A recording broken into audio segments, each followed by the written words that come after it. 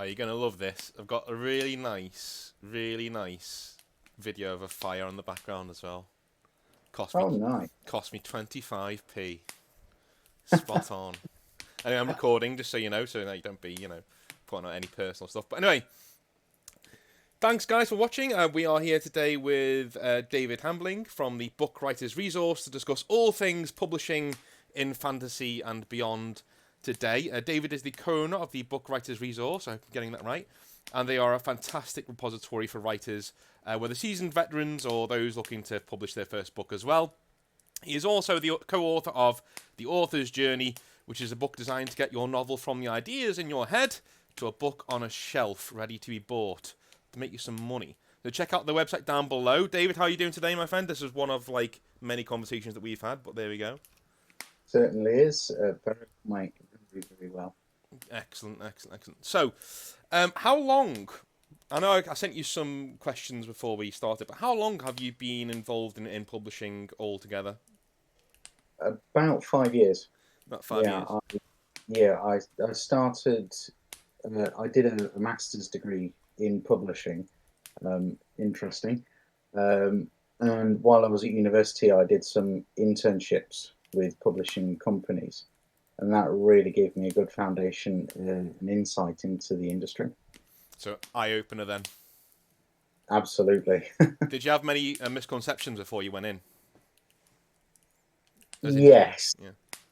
Yes. I mean, the main misconception that a lot of people have is a bunch of stuffy old guys sat around a nice big open fire reading books and choosing the ones that they like. That was smashed. I know a lot of people in publishing are basically buried under manuscripts that they don't want to read. Essentially, it's what we're getting at. So, farmed out to poor little interns. Normally in podcasts, people like to sit back and give all of the big answers later on, but I thought we'd just lead with it. How hard, from your point of view, you're somebody who edits a lot, proofreads a lot, has gotten books to term from ideas in people's heads to publishing, so published books. How hard is it to publish a book today if you're a fantasy writer? I wanted to stick to fantasy really because that's most of the people going to watch this are Warhammer fans, just people who want to dip their toes into the waters. So as a fantasy writer, how hard is it today to get your book published? Well, it's not very hard to publish a book at all today.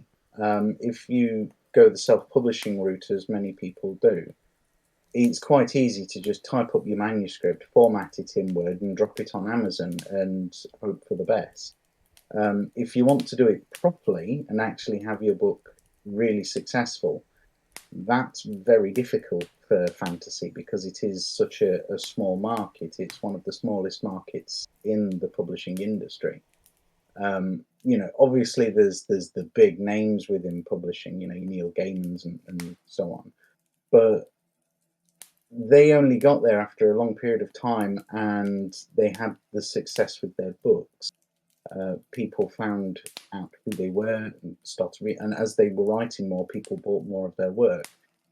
Just jumping into it first time to be successful straight off the bat is almost completely unheard of. The only author I've ever really encountered that's exploded onto the scene, and I'm going to hear a lot of groans and rolling of eyes, but it is J.K. Rowling eventually.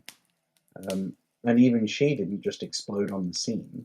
Harry Potter and the Philosopher's Stone was, I remember when it was first published, and the speculation around whether it was going to be any good was quite high, and it was quite fortunate it got into schools and got a lot of notice. And then it was turned into a film, and that really steamrolled that series forward. And it's the same thing with many other fantasy fiction writers, where they will put together a book and they somehow get very lucky and land not just the publishing deal, but they also get a film or a TV series, and then it ends up in the mainstream eye, and then the books just go interstellar. Yeah. I mean, have you ever heard of a writer called Evan Winters?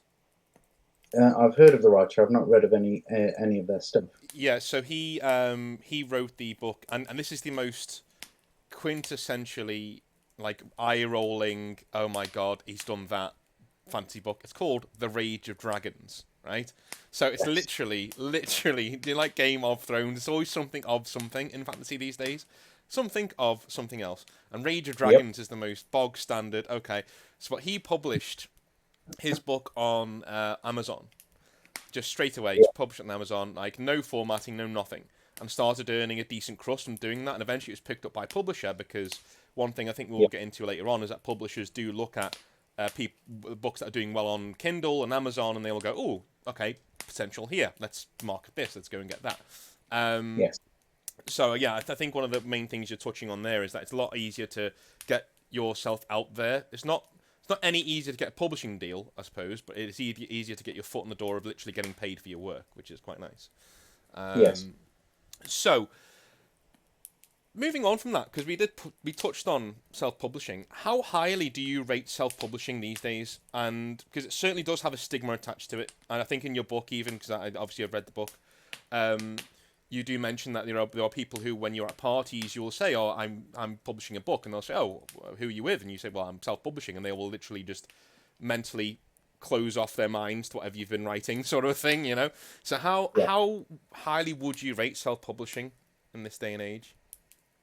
So there is that stigma attached to it, and people hear the I'm self-publishing, and automatically they think, "Oh, you're an amateur then. You don't know what you're talking about."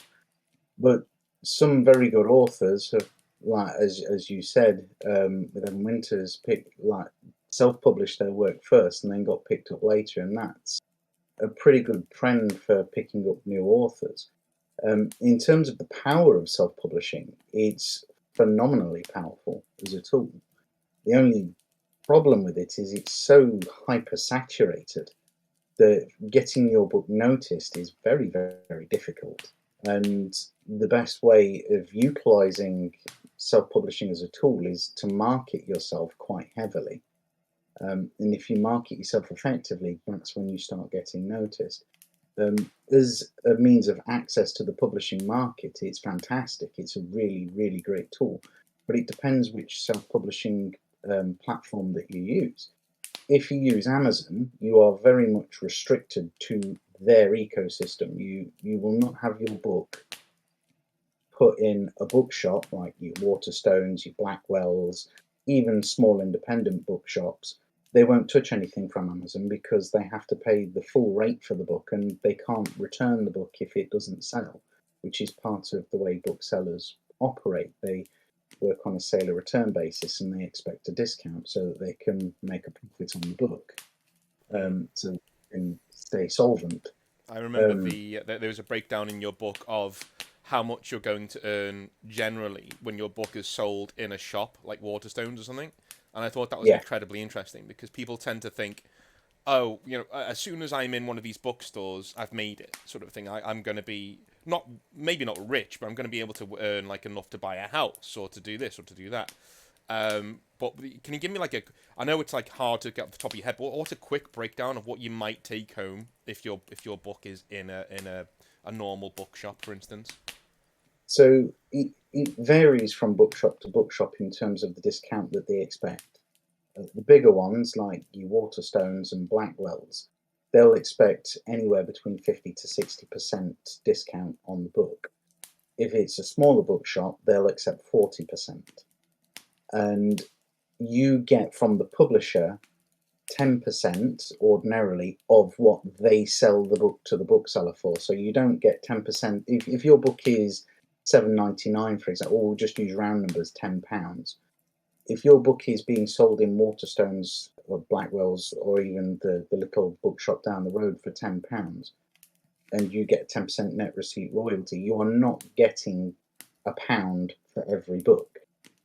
You're going to probably get between 40 and 60 pence per book if you're lucky. Mm. Um, so not a lot. And you make your money from not just the sales of the book through the booksellers, but you make your big money from the licensing of your book. hence things like Game of Thrones making George R. R. Martin a fortune. Mm. And the books that necessarily made him really rich, it was the licensing deal that he made to get the book turned into a TV series. Yeah. It's the same thing with Harry Potter, to go back to that. The books aren't the thing that made J.K. Rowling so wealthy. It was the licensing of those properties into various other parts of you've got your films, you've got Harry Potter World, you've got T-shirts, you've got jumpers, pens, silly little knickknacks that have got Harry Potter branded on them. Yeah. I suppose with her, I think the misnomer is that people think, okay, hundreds of millions time. If I'm doing well, hundreds of millions. Yeah, But at the same time, people only make it into that stratosphere, as you're saying, when they are marketing the book into different ways and they're getting more money from wider sources. But at the same yes, time, we do know J.K. Rowling and George R. R. Martin, people like that. They're still making a living as a writer before they make the hundreds of millions of dollars.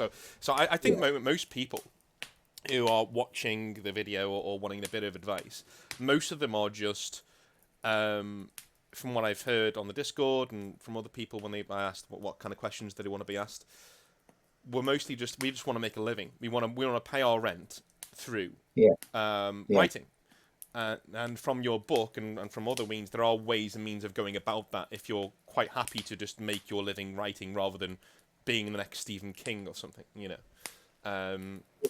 I yeah, read an article the other day that said, the days of Stephen King's are done. Like, there won't be another guy who's that prolific. Do you know what I mean? Like, it's just like, because it's so easy for anybody to get their work out there now, whereas it used to be like you need to be the stratospheric talent to be able to actually make the big bucks, which is great for the layman like me and other people, but for the prodigals out there, I suppose not. What are the main mistakes in your mind first-time writers make when attempting to get a book published? Right, the huge ones, the number one. You're like, oh my god, he's done that. Those 2 or 3 of those. I think that like there's quite a lot of really big ones, but one of the biggest ones is not getting your book edited. There are books that my missus has downloaded from Amazon for her Kindle, and there are so many mistakes within the book, it's almost unreadable. So I would say that's one of the biggest mistakes when you're trying to enter the publishing market. If your book's not being edited, even if it's a friend that's edited it, if you've not had a professional, but you've had a friend who's fairly good at English edited, if you really don't have the funds, it does make the difference. It really does. But I think another really big sort of mistake that authors make is actually approaching a publisher expecting that they will just take the manuscript.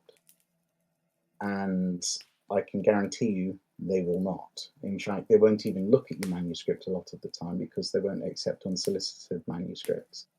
And very often I've spoken to authors that said, oh, I've applied to this publisher and this publisher and this publisher, and I've not had anything back, or I've had one reply, and that reply has been to say, sorry, we're not interested. So and that can really impact the self-esteem of an author. You think that you're not good enough, and so end up giving up on your dream of publishing your book.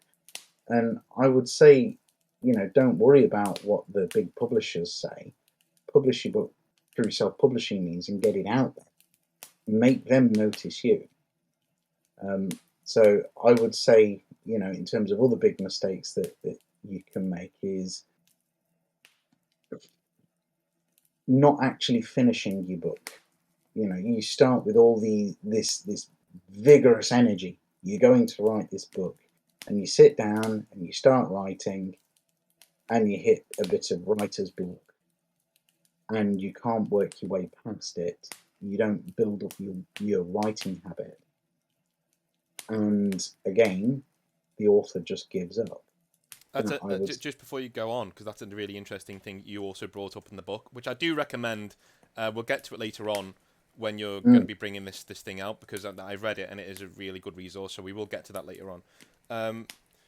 In terms of writing habit, I really want to touch on this, so it's great that you brought it up.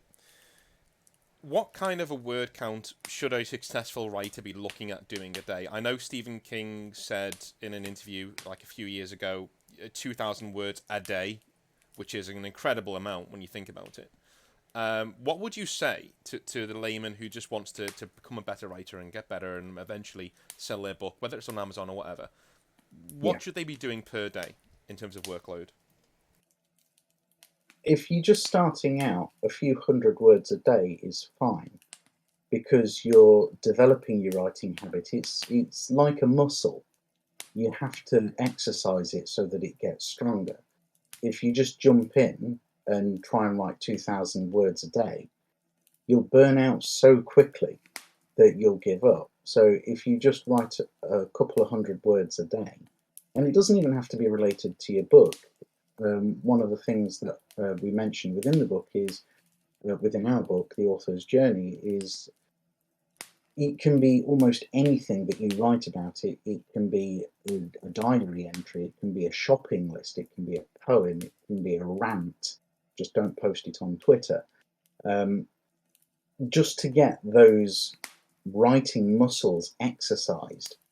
And eventually you will get to the point where you're writing 2,000 words a day or an evening. One of my favourite sort of quotes of writing word counts was in the late 1800s. I can't remember the name of the author, a very obscure author who wrote for dime novels, old American westerns. And he wrote something like 120,000 words in a night, which is insane. I don't know how he did it. And he was using a typewriter. Oh my God. Obviously didn't have computers back then. So he wrote apparently 120,000 words in a night. I have the book on my shelf that actually has that bit of information in it, but I'm not digging through it to find the name No, of of the course author. not. I think one of the main things people like to say is how large should my book be, and whenever I've asked that question to anyone who knows publishing, they say, well, if it's a fancy book, between 100 and 150,000 words is fine. Depending on, of course, stories can be told. I mean, the Jim Butcher novels, the Dresden Files, they're told with 70,000 words and below. So whatever you need to do, you do, sort of a thing. But so we have not editing your book. That's the first number one thing that you see that new time authors make. What's the second one? So we moved on to word. I'm not getting your book finished, and that's a great one.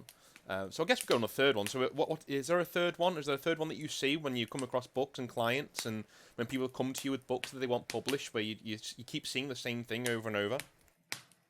I would say there are so many people that think that when they write a book, they must use the most flowery prose in their books to describe things, where they go into absolute minute detail. For fantasy novels specifically, you find a lot of this, where a writer will really oversell what it is that they're writing about, and it can get rather tedious.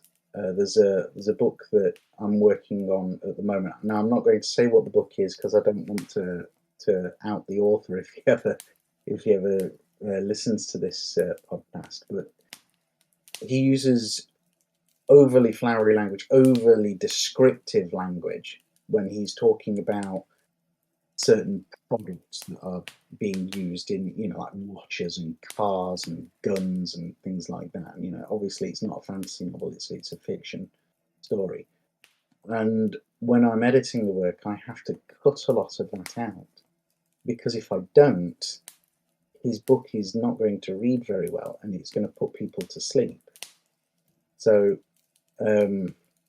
yeah, I would say, rather than try and write the most flowery language in the world, thinking that you're this great prolific writer, keep it simple. Obviously, you need to have your own narrative flair, your own style behind the writing, but don't go into such detail that you're going to put your reader to sleep. I would say that that's, for fantasy in particular, one of the biggest dangers that you can have.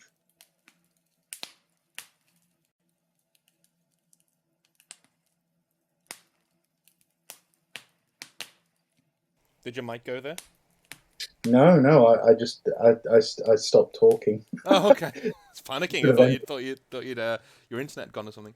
So yeah, No, looking at, I do get what you're saying, because I do this quite a lot when I'm writing, especially with fantasy or something else. When you're talking about something that's quite wacky or quite out there, or you're trying to get your world building across, you do feel sucked into, well, if I don't show the reader everything, they're not going to get the context of what I'm saying. Do you know what I mean? So, like, yeah, if I'm discussing a culture, or I'm discussing a historical event, or a person even, I do that. That's my big bugbear for me. I always do this. When I'm describing somebody that is quite important, I have had proofreaders come back and say, I know this guy's the main villain because you describe him really well. And you literally go into in-depth detail on what he's wearing and what he's doing and his mannerisms. It shouldn't be signposted like that. This isn't an essay. Like, go and tone it down. Like, put this guy into the background a little bit more. Like, give us a bit of, let our imaginations do the heavy lifting. yes, You be the author, and you take us through the story, because your story's got something to tell. One yeah, thing I've been told this by you actually on more than one occasion, is that if you go into a book and you're writing and you're going into extraneous detail over everything, it's just showing you, the reader, that you don't really know your story yet. You should be excited to tell your story from A to Z already. yeah. And if you don't have your next chapter in mind, that's when you start going in depth on these details that don't really matter. Do you know what I mean? So And you pad out the book with unnecessary details. exactly, yeah. So those are three amazing things that I think a lot of people will need to know. The biggest one, probably, finish your fucking book. Like, like if you want your book published, it's got to be finished. Yeah, Like, there's no. And again, that's another thing about the author's journey that I really liked, is that was front and center. It was like, look, just finish your fucking book. Don't yes, don't complain to me that your chapters aren't lining up, or you can't find a proofreader and editor if it's not finished. That's the first thing we need. But anything else is inconsequential as long as it's finished. One thing I wanted to touch on is how true is the phrase, and I know you'll go in ham on this one. How true is the phrase, there is nothing new under the sun when it comes to fantasy fiction? that's a tough one, because it is actually quite true, but it's also not true. What do I mean by that? So it sounds like I'm being a fence sitter. It's very true that you can't generate a new story. There are apparently seven storylines that have ever been created, and every story that we create thereafter just follows one of those story arcs. So you're essentially telling that same story, whichever one of the seven you decide to go with. I'm not overly sure what the seven are, or I am. I just can't remember them at the moment. But essentially, you will follow one of the seven story arcs, and your story will fall into that. And it can be character development, it can be cultural development, things like that. And if your story does fall outside of those story arcs, then it's probably not that good. And that sounds really awful, because you say, Yeah, um, yeah, well, it's brand new, yeah, but it's not very good, and it doesn't make sense. It doesn't follow the traditional story arcs that really engage readers. There's a reason why they are, why they exist, why those tropes are around. We use one in the author's journey. We talk about the hero's journey, which is one of the more famous story arcs for fantasy writing. it's Joseph Campbell, is it, who did that? Yes, Yeah. yes, that's right. And essentially, you follow a prescribed route around the hero's journey. And you don't have to take the sort of the pointers as literal, because there's a point where it says the death of the character. The character doesn't literally die. The character's sort of their original personality, whether they were selfish or cowardly or anything like that, that part of them dies, and then they develop as a character further from there. You know, they get help from the divine. The divine doesn't necessarily have to be a god. It can be, in the case of Lord of the Rings, a wizard. It can be, in the case of some other fantasy books, as a king or a queen, someone of high-ranking nobility. It doesn't have to be a deity that helps you. So it's important to look at those kinds of story arcs as guidelines rather than literals. You need to follow this. But if you don't follow those, very often your story will fall flat on its face. Yeah, So I think a lot of the it seems quite constrictive. That's one thing that I've heard whenever I've taught like literature or anything like that when it comes to doing fantasy, is that you're looking at the notion that there are only 7 stories to be told. It seems quite constrictive until you realise, well, hang on, these can also be chopped and changed between each other. So you can actually start taking an element from one of these 7 archetypes and moving it onto another one and things like that, you know. So it's not saying that you must follow this A, B, C, D path. It's saying, look, you know, your story must have an element from one of these 7 stories, or the yes, human brain just won't compute with it. It won't latch on. This is why we see in fantasy fiction, I'm sure you've all read the back of books where normally there's at the back of a fantasy book and it has the blurb has 3 paragraphs and it describes 3 characters who are on separate journeys. Like you've got a farm boy who's going to go out there and do and see his destiny, and then you've got a noble woman like princess who is like her family. Kingdom's torn down and she has to go, yeah, you know, join the rebels, and then there's a third guy who's like a blacksmith and he's just doing his own thing, and he's got and it always says these 3 characters will intermingle and change the world, and you know that yeah. is like 90% of fantasy fiction, and they Oh, still sell. So you know, yeah, they do. In fact, it's funny that you're talking about those particular characters, because there's a story I'm working on myself. I don't really have a title for it at the moment, but the main character is a blacksmith. there you go. That is also a very Nordic trope that comes up in a lot of Nordic stuff, because I don't like Vikings, but I like the stories. I do like Vikings, but you know, Space Wolves, not really huge fan. Anyway, Yeah, I'm a fan of Space Wolves either. yeah, we'll get onto that in a minute as well. So we got onto the there's nothing new under the sun. If someone was trying to be original, where would you say they should do it? And what I mean by that is, if they're looking to stay within the lines of these 7 stories, Yeah, how would you, if they said, look, David, I've got no idea how I'm going to be original here. My story seems too much like Lord of the Rings, or it seems too much like Harry Potter. It seems too much like an archetype that isn't going to sell because it's just like everybody else. So, what would you say would be a good tip for injecting a bit of your own personality into your fantasy stories? so there's obviously your own style of narrative, the way that you talk. That can be quite important in constructing your story, but elements of originality can come in through. So I'm going to use a book that I worked on recently called Caradas, The Veiled Realm. And this book, it's your archetypal hero's journey. You know, main character and his sister wash up on the shores of this magical island called Caradas, and they get separated, and the boy has to save the land.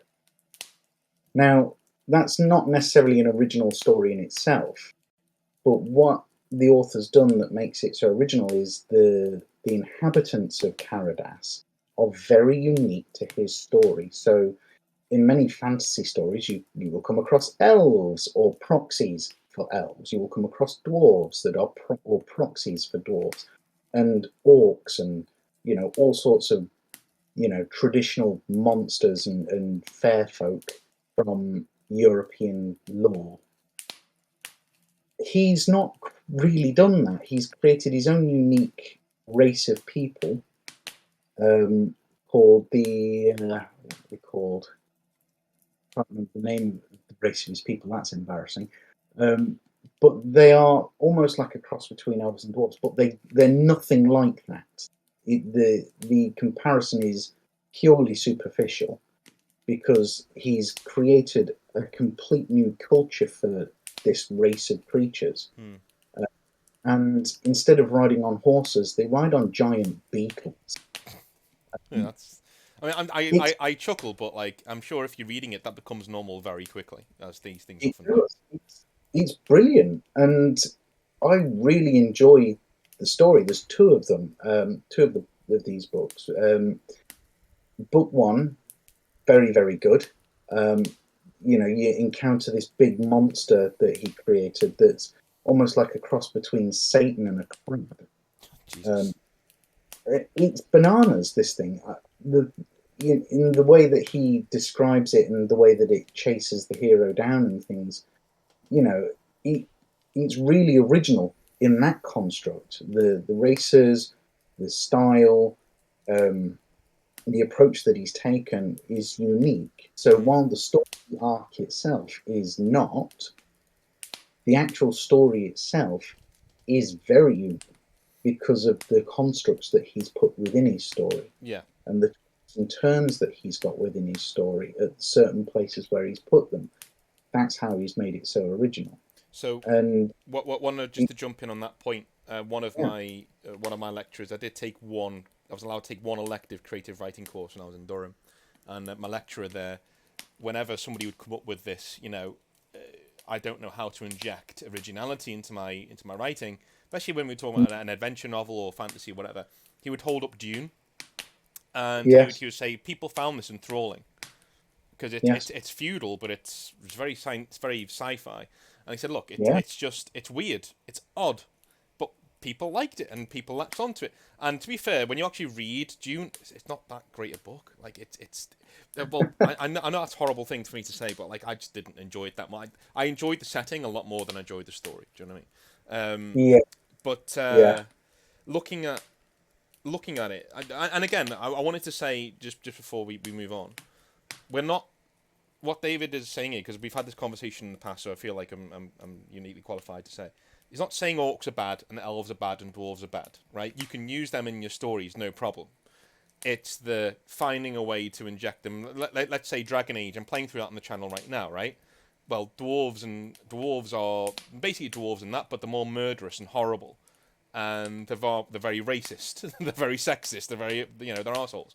And you've got the elves all live in ghettos, and they're all run down, and they're all taken advantage of, and they're not tall. They're all these weak little people.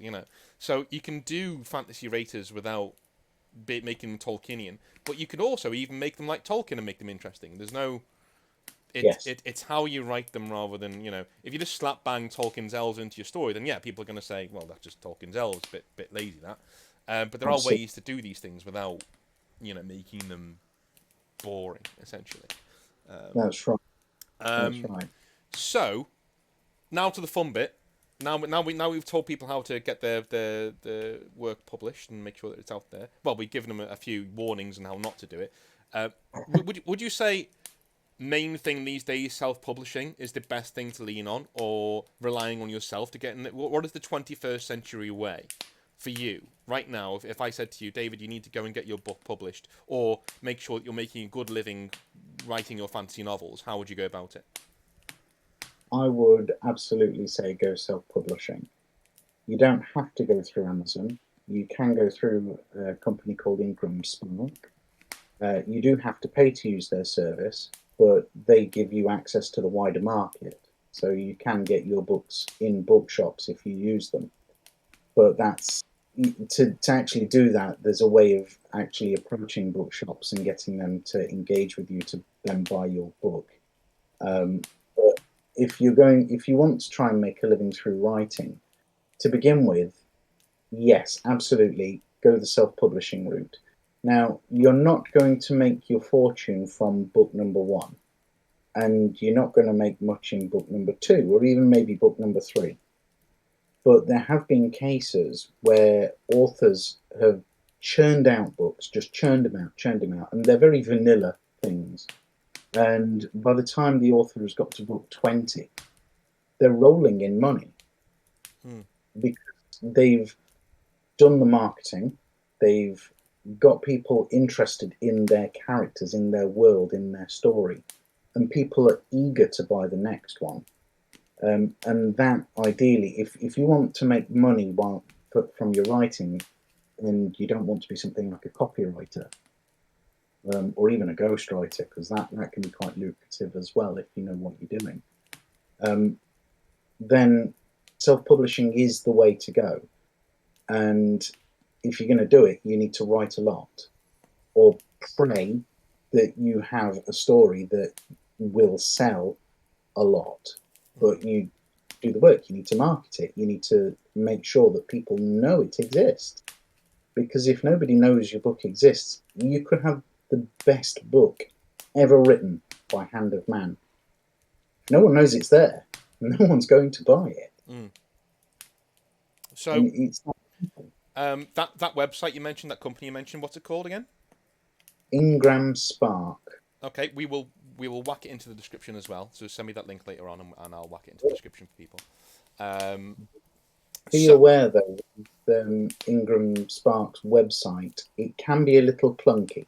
Okay, cool. Amazon is very, very intuitive. If you don't know the terms that you're actually using when you're uploading to Amazon, it can be a bit tricky. But with Ingram Spark, the website is a little clunky. I don't want to sell them short. They're a very, very good company.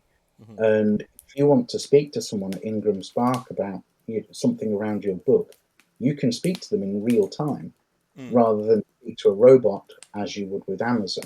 Well, I think you've given them free advertising, so I doubt they're going to be bothered about us saying that the website's a bit clunky. Fix it, guys. Make sure people know what they're doing.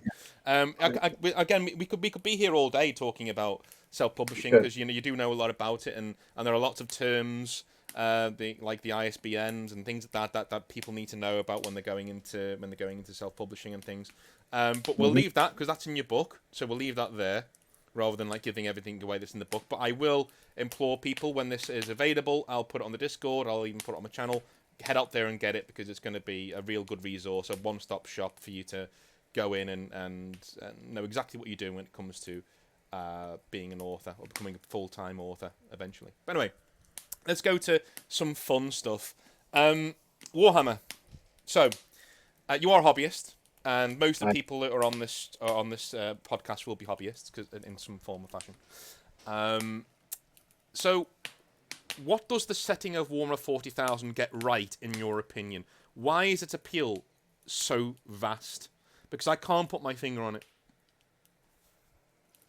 I can't really either, because there's so much behind it. There's a lot of people really like dystopia. And Warhammer 40k in particular has gotten it right with just the right mixture of dystopian hell, when you see things like your hive cities, terror itself, some of the war zones that take place. It flares the imagination. But then they've also got things like your steampunk element in, like with your Imperial Knights. They're not traditional steampunk, of course, but they've got that passing aesthetic, and the whole thing just draws people to it. It's the narrative, which I really enjoy, the sense of hopeless dread, and the fact that, spoiler alert, gods actually exist and they hate you. Yeah. And it's that sense of impending doom, but then you've got these amazing sort of biblical style battles that take place on planets where continents get ripped to pieces by ancient machinery and aliens that baffle the mind. There's no one thing that really sets that narrative off. It's a combination of things that Games Workshop has built on and built on and built on over nearly 40 years, more than 40 years. They've really developed their story. And it sells. Yeah, I mean they've really there's a kaleidoscope of things in there that I think what you're trying to touch on is that there's kind of something for everybody in there, and they can start off their own army in their own little space and then move out. Yeah, well, I think Andy Chambers described it once as a toe dipper's paradise. In that Yes. if you like Space Marines, you start out with Space Marines and you find your little niche in there. Let's say you like the Salamanders. Okay, I love dragons, or I love this, and I'm living in Brixton, so let's say I'm an African youth, an African British youth, and I'm from Brixton, so I'm gonna go with Salamanders because I can see myself in there. That's really cool, and or Celestial Lions, one of the two. I'm gonna see myself in there. That's really cool, and I really like the Yeah. nobility of the Salamanders. So here I am, and Yeah. after a year or two, this kid then watches the Alien movies. It's like, oh, they're really cool. Oh, those are Tyranids. And he dips his Yeah. toe over there, and then all of a sudden he's over there. And it's one of those where it's expertly crafted to pull you in little by little to collecting Yeah. 19 armies and not having any money left. Which is Yeah. great because that it grows the hobby. I mean, the pricing structure. I'm not going to get into that, but there are other podcasts where I'll be getting in on that. Don't you worry. But yeah, it is a toe dipper's paradise. Is what 40k is to me. Are you familiar with fantasy at all? With Warhammer Fantasy? Yes, I really liked the lore behind it. I was very much a vampire counts person, so I typically read most of the vampire count stuff um, because I'm an edgelord, with vampires, you know. Uh, and I'm not very familiar with the Age of Sigmar stuff. No, I don't think anyone Uh, is really. To be honest. no, I tried. I tried to get into it, I but found it. I know. I want to get your opinion on it, but I found it very. See if you agree. Mortal Kombat.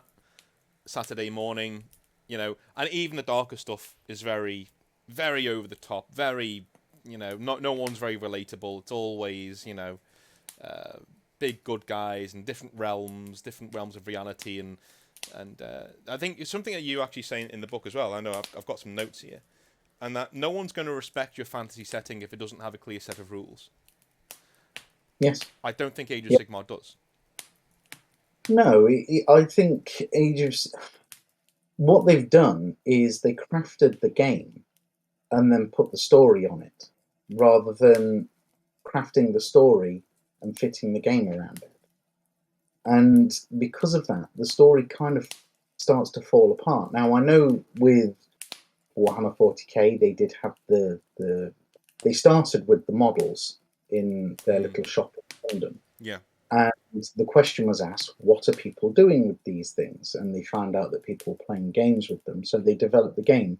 But they also developed the story alongside of it using um, tropes from the sci fi world and also like really satirize British culture. yeah, With like the Tories and whatnot from the 80s. mm, They really satirised that. They leaned right into it and made it quite silly, and then made it very serious.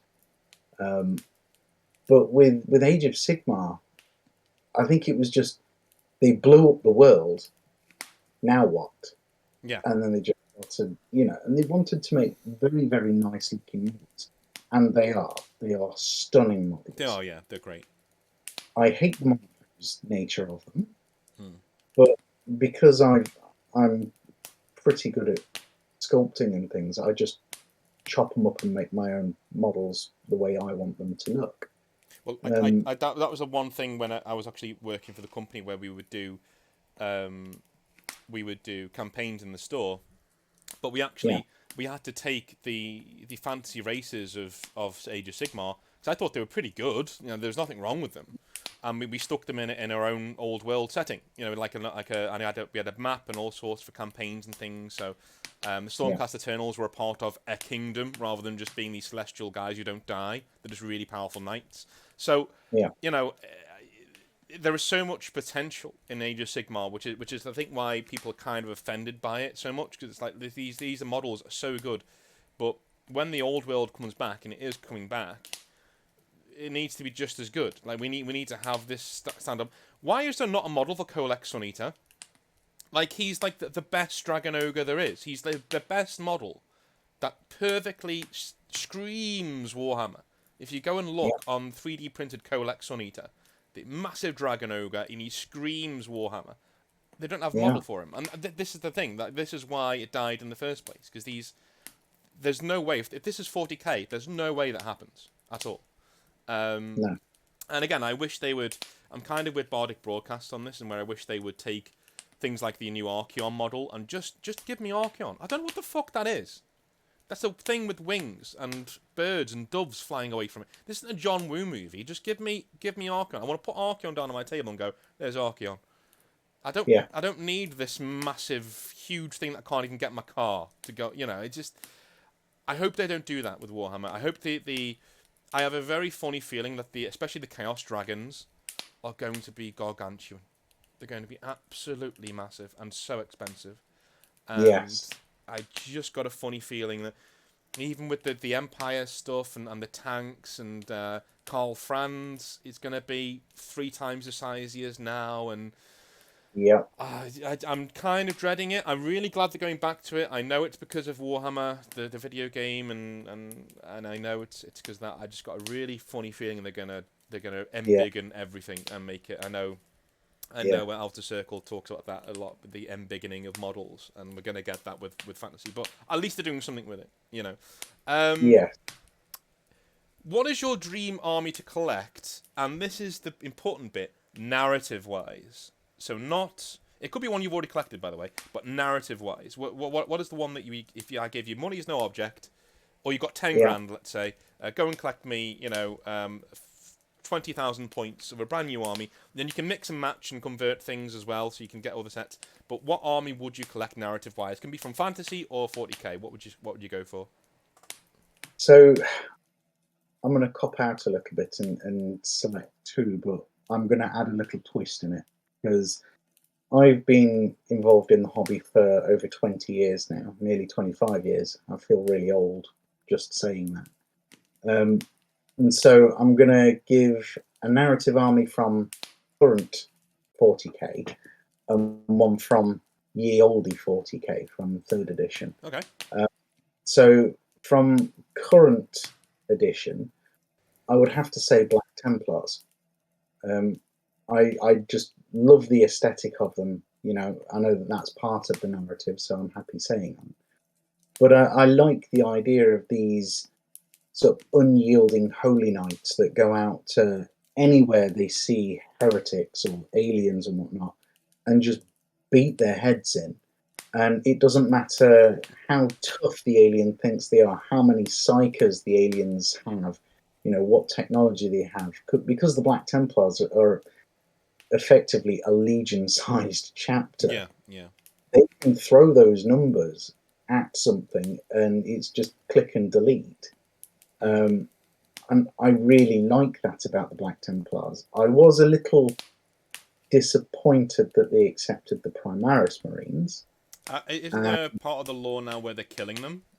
Yeah, There's a lot of crusades that have just killed them on sight, isn't there? that's right.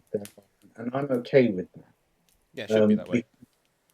Because the way because I had a heated discussion at Warhammer World with someone where I said the Black Templars wouldn't accept these guys because they would see Belisarius Caul's intervention on the Space Marines as messing around with God's divine creation. Yeah. Because the Emperor is their God, and he's messing around with God's design. He's not a god; he's a pretender. He's climbing the heights of the Tower of Babel trying to usurp God. That's heresy. You annihilate them for that. Yeah. And I was also during the when they brought Rabuta Gilliman back, and there's that picture of the Black Templars marching side by side with Eldar. I found that so utterly Oh offensive. God. Yeah. Yeah. Yeah. I saw the picture and there were more than a few expletives screamed. My phone. The horrible thing is, you know that the writer who did that, or the person who made that narrative choice to put that, this is when the setting almost becomes too unwieldy. When you get more writers coming in, and they don't they don't go to somebody and say, "Am I getting this right? Am I getting this down?" And unfortunately, we now have these Black Templars who are not acting like Black Templars. Like for me, one of the main things I loved that they did was that they admitted, these guys are just killing them on sight. They're just, oh, hello brothers, we are the Blood of Dawn as well. Yeah, we don't give a shit about Rogalore, mate. There you go, Shiv. See you later. Like off you go. And the passion with which you speak about Black Templars as well, I think we're answering our own question in why is the setting so powerful and why does it draw that many people in? Because, that's one of the things that I quite like about Black Templars is that there's a lot of ironies in there as well, in that they chain their weapons to their wrists, and that's something that the World Eaters used to do, and they got that from Sigismund because Sigismund got it from Kharn, and that's that's a really nice. That's something that Warhammer does that I don't think many other settings do, and there's a lot of ironic callbacks and things that stretch back over 10,000 or plus years that actually have meaning and depth to them. Retrospectively, of course, but like really well done. What's the other army that you would do? So from 3rd edition specifically, are the Necrons. I absolutely love the Necrons, but I only like them from their old lore rather than the new lore, which was created in 2011. Is the old lore where they ate their gods? The old lore is where the Catan were in charge, essentially. Right, okay, still in charge. Right. Yes. The lore made more sense when they were still in charge. And you have to read the Codex, the 3rd edition Codex, because that really does lean into the lore of sort of when like the founding of the universe and things like that, where the warp broke and the enslavers came out and started annihilating entire populations. Because if you read the book Deus Ex Mechanicus, the Deceiver talks about it and talks about their involvement with that. And so the original lore was so embedded within the concept of 40K's founding that it just made complete sense. And I love that. And they were also bloody frightening. My favourite ever piece of artwork is The Catan Unleashed by Mark Dainton. And you've got the picture of the Nightbringer in the centre of the artwork looking at the reader while all of the Necrons are slaughtering the Rogue Traders Inquisitorial party or whatever it is that they're doing, their exploratory party. I love that image. It's one of my favourite, well, it is my favourite piece of artwork, and the story itself was quite frightening. Now, I know why Games Workshop expanded the story, and it was so that they could insert, characters and things like that, because the Necrons didn't lend themselves to characters, aside from the Catan themselves. And I had a brief chat with Phil Kelly on how they could have had the new lore, but still stayed true to the old lore. And he was quite interested with what I had to say, but the damage was already done. They'd already changed it. Yeah, and that's the thing with GW is that once you've made that decision, it's in the Codex. It's very hard to go back and retcon things because even though they say, oh, well, our settings, no one knows the truth. Well, we know the truth, don't we? Because you put it in the fucking Codex. That's right. So you can say that, there's different interpretations. Well, there isn't really because you literally wrote that and it's there. Look, you can see it. It's bloody Bible. See something in it that's not there. Exactly, yeah. Well, I want to thank you for your time, mate. It's been really, really interesting. Once again, head on down below. Is there a release date for the Author's Journey yet? Do we have any sort of a vague date on when it's going to be ready? So in true publishers fashion, we're continually pushing the date back. This is something all publishers do.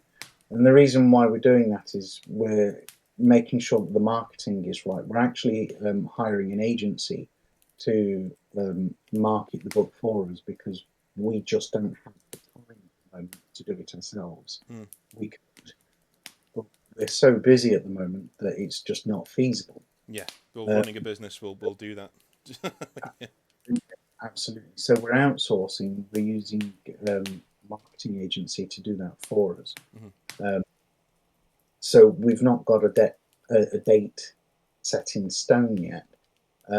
We're wanting it this side of 2022. The thing with the book is it's actually coinciding with a service that we offer to help authors through the writing process as an educational thing. Now, that's not a plug for a service. That's just what it's being used for. Yeah. Well, But plug I away. want This is the part where you're allowed to plug. So go for it if you want to plug anything. so essentially what that is to educate authors on the writing process, but actually get authors writing their work. My business partner, she basically gives authors a kick up the backside so that they get their book written. And we say to any authors that are coming on this, out of 10, how invested are you in writing your book? And if it's anything but a 10, we tell them we can't help them because you need to be that invested in what it is that you're writing. Because I'll be honest with you, it's not a cheap service. It's expensive because the time invested, the materials that go into creating this thing, the people that have to be paid to do the various outsourced jobs. Like we've sent a couple of books your way to proofread. Yeah. And, you need paying, and that can't come out of our coffers because that eats into our profits. We're not a charity. So that's the essentially the thing. You need to be 100% committed, 10 out of 10.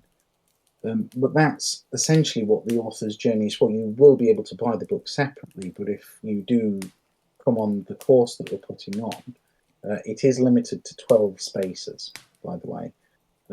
You get a book with the package that we give you. There's a whole package that's coming within it so that you are given all the tools to write your book and make your book as successful as it can possibly be. And we're having talks from individuals in the industry, you being one of them, to help authors on that journey so that they can write their books with confidence and they can put everything in place so that their book will be as successful as it can be. No, I say that rather than you'll become a millionaire, because the moment you do everything right, you market it properly, you get to your target market and your demographics and things like that, and the book flops, well, unfortunately, it might be that the market can't bear your work at this particular time. I mean, that happened with J.R. Tolkien. His books, the Lord of the Rings books, weren't popular until, he was an old man. Yes. If not actually after his death. Yeah. They didn't become mainstream popular. So they published in the 60s and they became household names and like the well, not household names, but like relatively successful in the 70s and 80s, and then all of a sudden 90s really started to pick up again, didn't it? So it's like, yeah, it's one of those. And all of a sudden everybody knows about it. So thank you very much, David. This has been brilliant. And again, all the links will be in the description down below. Hopefully we'll see that book towards the end of this year. Maybe. We'll see. If not, my birthday is on the 2nd of February next year, so if anyone wants to buy it for me, feel free. Cheers for that, mate, and we'll speak to you guys next time. Have a good one. Thank you. Thank you very much.